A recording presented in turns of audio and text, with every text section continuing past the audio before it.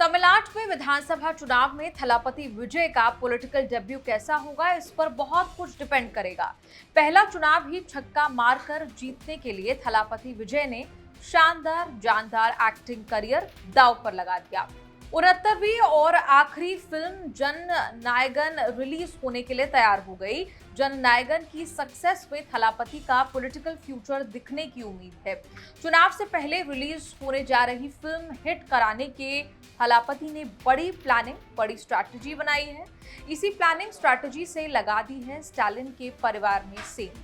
Times of India की report के मुताबिक जन नायगन के OTT rights Amazon prime video को दिए हैं। तमिल फिल्म के लिए ये अब तक सबसे बड़ी बोली लगी है। सैटेलाइट राइट्स यानी टीवी चैनल पर फिल्म दिखाने के राइट्स सन टीवी ने खरीदे हैं।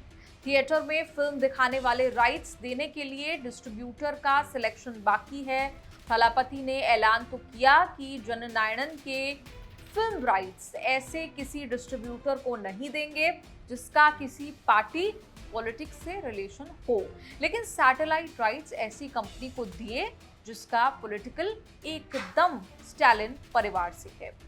सन टीवी कलानिधि मारन की कंपनी है। Kalanithi Maran DMK chief CM MK Stalin के रिश्तेदार हैं। कलानिधि के भाई दयानिधि मारन डीएमके के टिकट पर चौथी बार लोकसभा सांसद का चुनाव जीते हैं। सन ग्रुप में भी बड़े पद पर हैं। स्टालिन परिवार से जुड़े कलानिधि मारन भावनाओं में नहीं बहे। तमिल का सबसे बड़ा टीवी नेटवर्क सन टीवी चलाते हैं। तमिल के सबसे बड़े स्टार की सबसे बड़ी और आखिरी फिल्म के राइट्स खरीदने में जरा भी हिचकिचाहट नहीं दिखाई। भावनाओं में स्टालिन के बेटे और डिप्टी सीएम उदयनिधि मारन बह गए।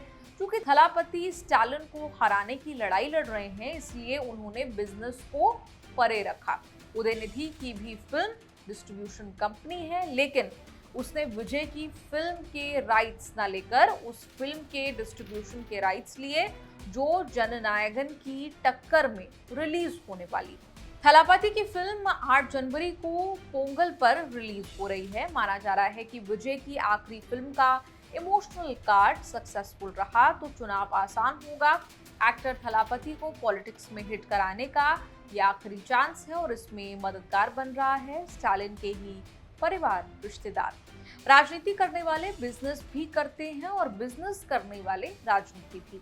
तमिलनाडु का मारन परिवार दोनों करता है। डीएमके के संस्थापक एम करुणानिधि की बहन के बेटे थे मुरासोली मारन।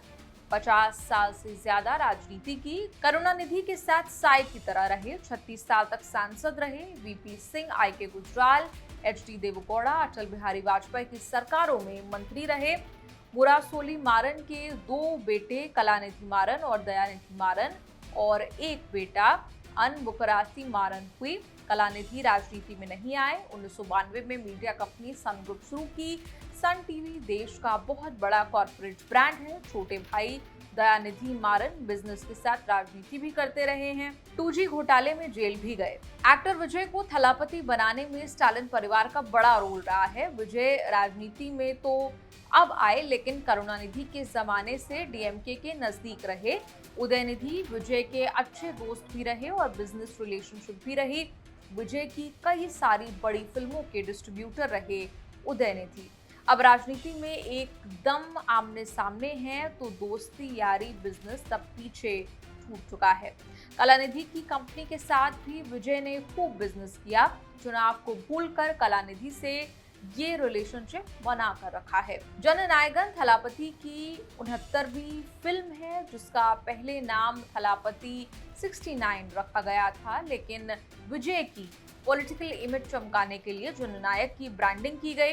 फिल्म में बॉबी देओल, पूजा हेगड़े, प्रियामणि, प्रकाश राज ने काम किया है। तमिल फिल्म इंडस्ट्री और पॉलिटिक्स में विजय की आखिरी फिल्म को लेकर बहुत चर्चा है। फिल्म इंडस्ट्री को फिल्म के हिट होने से ज्यादा विजय की पॉलिटिक्स हिट होने की फिक्र है। पॉलिटिक्स चली तो ठीक नहीं तो एक्टिंग में विजय की वापसी मुश्किल नहीं। प्रोड्यूसर स्क्रिप्ट सीक्वल की तैयारी किए बैठे हैं। बस इंतजार चुनाव के रिजल्ट का है। तमिलनाडु में अगले साल जो विधानसभा चुनाव होने जा रहा है उसमें सबसे बड़ा सवाल ये रहेगा कि एमके स्टालिन डीएमके की सरकार बचा पाएंगे या नहीं। सवाल ये भी कि आईडीएमके के साथ मजबूरी में दूसरी बार अलायंस करके बीजेपी का कुछ होगा या नहीं। एक्टिंग का शानदार जानदार करियर छोड़कर आए थलापति विजय तीसरे ऐसे एक्टर हैं जो ठान कर बैठे हैं कि किंग नहीं तो किंग मेकर से कम भी नहीं बनेंगे। शेष भारत के इस एपिसोड पर आपकी क्या राय है, कमेंट्स में लिखकर जरूर बताएं।